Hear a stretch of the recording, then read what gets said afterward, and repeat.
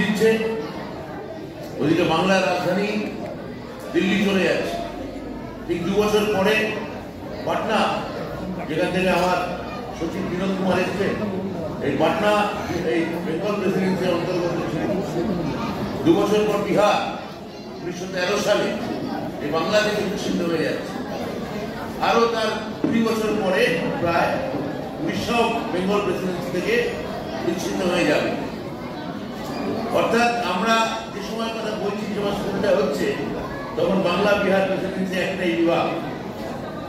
এবং এর গোটাটা আপনারা জানেন যে 1911 আমি স্কুলটায় ঢুকে আমি ববিকে বললাম, এটা নিশ্চয়ই ব্রিটিশ আমলের স্কুল। অনুবর্তন উপন্যাসে বিভূতিভূষণ বন্দ্যোপাধ্যায়ের উপন্যাস অনুবর্তন, সেখানে ক্লাসওয়েল সাহেবের স্কুলের কথা খেলাফবাবু এলেন, সে স্কুলের কথা মনে করিয়ে দিচ্ছে। ব্রিটিশ স্কুলে হওয়া মানে একটিমাত্র একটি প্রেয়ার, বড় প্রেয়ার কক্ষ, সেখানে থাকতেই হবে। তার আগে সরকারি স্কুল, যেহেতু সরকারি ভাষা মূলত ছিল আরবি এবং ফার্সি। এখন আজকে 1911 সালে থেকে 2011 পর্যন্ত মুইদের ফাইটটা হয়েছে। অর্থাৎ বাংলা বনাম ইংরেজি, আমি বাংলায় পড়বো যাতে ইংরেজিতে পড়বো। 2011 মমতা বন্দ্যোপাধ্যায় আসার পর থেকে আমাদের রাজ্যে যে দর্শনটা বা যে থিঙ্কিংটা চালু হলো বনাম নয়, এবং আমরা বাংলাও করবো, আমরা ইংরেজিও করবো। এই দেখুন ইংরেজি দেখুন, বাংলা আমার মাতৃভাষা, জোরের ভাষা, আমার শিকড়ের ভাষা। কিন্তু আমি যদি শিকড়, আমি যদি পোক্ত না করি, শিকড় যদি গভীর থাকে, তাহলে আমি আকাশে উঠবো কেমন করে? ইংরেজি আমার আকাশে ওড়ার ভাষা। আমি যদি আকাশে উঠতে চাই, তাহলে আমার যেটা শিকড়, আমার যেটা রূপ, সেটাকে আমার দৃঢ়ভাবে গ্রথিত করতে হবে। এই ইংরেজি আসলে আমাদের এখানে সরকারি ভাষা ছিল ফার্সি। ফার্সি ভাষা ভেবে দেখুন তার জোর কত। ইসলাম যখন মধ্যযুগ থেকে বিভিন্ন জায়গায় ছড়িয়ে পড়ল, প্রায় বেশিরভাগ দেশ আরবি অ্যাডাপ্ট করেছিল। কেন? কারণ আরবি পবিত্র ধর্মগ্রন্থের ভাষা। মিশরে যখন গেল ইসলাম, মিশরীয়দের নিজস্ব লিপি, নিজস্ব ভাষা, বর্ণমালা সব ছিল, কিন্তু মিশর আরবি ভাষা নিল না। মিশর আরবি ভাষা নিল, মিশর আরবি ভাষা অ্যাডাপ্ট করে নিল, ওর পুরনো ভাষা চলে গেল। কিন্তু ইরান, যাদের ভাষা ছিল ফার্সি, তারা কিন্তু আরবি গ্রহণ করলো না। তারা নিজেদের ভাষা চাপান, মানে ধরে রাখলো। এই একই ইতিহাস আমাদের মনে পড়বে, যখন পাকিস্তান তৈরি হয়, তখন এই পূর্ববঙ্গের ওপর উর্দু চাপিয়ে দিতে চেয়েছিল। তারা বলেছিলেন যে আমাদের নিজস্ব ভাষা থাকবে, মাতৃভাষা বাংলা ভাষা।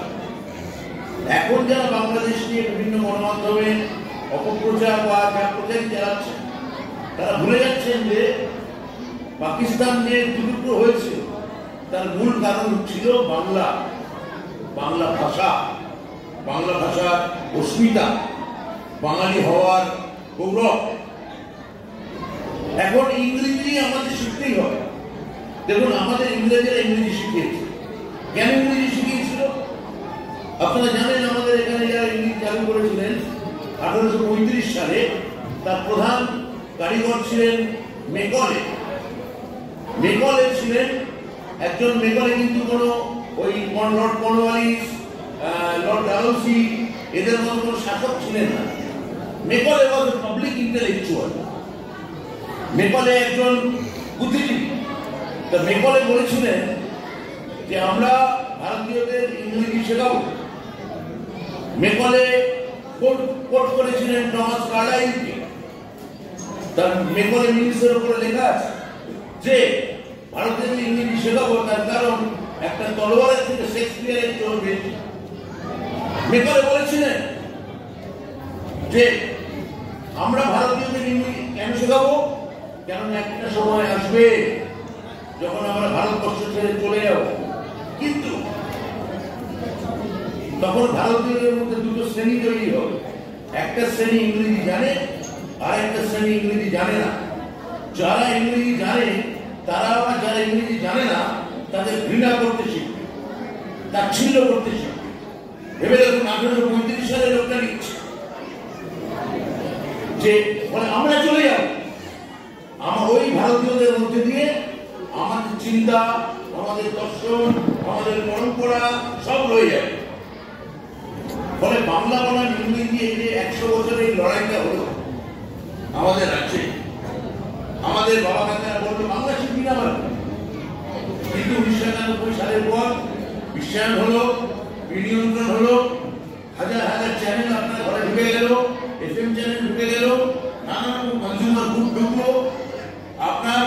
আপনার আমার মনে হলো যে ছেলে সে যদি ইংরেজি ভাষা না শেখে সে চাকরির ভাষাটা পাবে কি করে? চাকরির ভাষা বাংলা রইল না, চাকরির ভাষা হয়ে গেল ইংরেজি। ফলে ইংরেজি আমাদের শিখতেই হবে। অথচ দেখুন স্কুলে প্রাক্তন ছাত্রদের তালিকা আমি দেখছিলাম, মানে ভাবা যায় না কারা কারা করেছে। লেখক বিমল মিত্র, আমার বন্ধু ফিরে থাকবে পিতা এই স্কুলের ছাত্র, লেখক বিমল মিত্র কড়ি দিয়ে কিনলাম, সাহেবগিরি গোলাম, তার লেখক বিমল মিত্র এই স্কুলের ছাত্র। এই স্কুলের ছাত্র প্রখ্যাত হিস্টোরিয়ান, সাবঅর্ডিনাল হিস্টোরিয়ান গৌতম ভদ্র এই স্কুলের ছাত্র, প্রখ্যাত মিউজিশিয়ান, এবং যিনি বাংলা, হিন্দি, ইংরেজি সব একসঙ্গে মিশিয়ে দিয়েছেন তার কৃতিতে। আফ্রিকাও মিশিয়েছেন, মানে বিভিন্ন গানের সুর কোনো জায়গা থেকে নিতেন নাকি, বপি লাগে। এই স্কুলের ছাত্র, এই স্কুলের ছাত্র আমার প্রাক্তন বিধায়ক, মারা গেছেন বিখ্যাত গায়ক সত্যজিৎ রায়ের ছবিতে গান গেয়ে যার আত্মপ্রকাশ, গোপীনাথ বাগাবাই, শ্রী অনুপ ঘোষাল। এরা প্রত্যেকে বাংলা মিডিয়ামে পড়াশোনা করেছে, জীবনে সাকসেস পেয়েছেন, কৃতিত্ব অর্জন করেছেন। কিন্তু গ্লোবালাইজেশন এসে এমন একটা ঢেউ, এই ঢেউ আমার নিস্তরঙ্গ বাঙালি কৌম জীবন, এই বাড়ির বৌদি, ওই বাড়ির কাকিমা, পাশের বাড়ির লাউয়ে ঘন্ট ওই বাড়িতে যাচ্ছে, ওই বাড়িতে দুধের তরকারি ওই বাড়িতে আসছে। এই জীবন পাল্টে দিল। এই জীবন হয়ে উঠল একটা সমুদ্রের মতো। অজস্র চ্যানেল আমাদের উপর ঝাঁপিয়ে পড়ল, অজস্র পোর্টাল আমাদের উপর ঝাঁপিয়ে পড়ল। আমরা তো একা হয়ে গেলাম, আমরা তো নিঃসঙ্গ হয়ে গেলাম। আমাদের এই ব্যথাটুক, এই নিঃসঙ্গ হৃদয়, আমাদের মার খাওয়া হৃদয়, আমরা নানাভাবে এখান থেকে ঘুরে দাঁড়াতে চাই। আর সেই ঘুরে দাঁড়াতে চাওয়ার আমাদের একমাত্র অস্ত্র, একমাত্র অবলম্বনের নাম মমতা বন্দ্যোপাধ্যায়, যিনি আমার বাঙালি অস্তিত্ব ধরে রেখেছেন, যিনি বিশ্বাস করেন যে আপনি কেক খাবেন 25 ডিসেম্বর, আপনি ঈদের দিন সিমাইয়ের পায়েস খাবেন, এবং আপনি দুর্গাপুজোর বিজয়াতে আপনি জয়নগরের মোয়া খাবেন। এই প্রত্যেকটা যে এই এথনিক খাবার, এখন পিৎজা এসে গেছে, বার্গার এসে গেছে। আমি কি তাই বলে মোয়া খাবো না? আমি কি তাই বলে নরেন্দ্রের সন্দেশ খাবো না? এই চমৎকার শীতকাল চলছে, আমি কি একটা আখের রসের কিছু খাবো না? আমার কি মনে পড়বে না নরেন্দ্রনাথ মিত্রের সেই গল্প, বিখ্যাত গল্প রস, যেটাতে মোতাহার হোসেন বলেছিল যে আমি হাঁড়ি করে রস খাওয়াবো আর আমার বিবি সেই রস তৈরি করবে, তার থেকে যে মোয়া তৈরি হবে তা বাঙালির সমস্ত জীবকে আচ্ছন্ন করে রাখবে।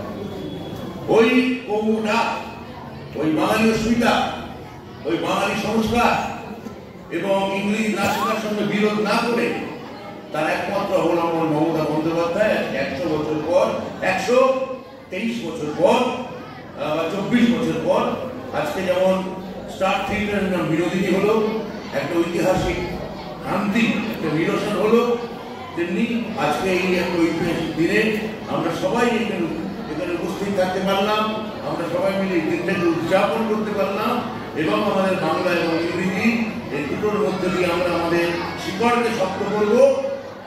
এবং আমরা আসুন সবাই মিলে ওই ফেয়ারি ড্যান্সের পরিদের মতো এই ভাষার মধ্যে দিয়ে সবাই আসুন আমরা মহা আকাশে উঠতে থাকি। সবাইকে নমস্কার, ধন্যবাদ।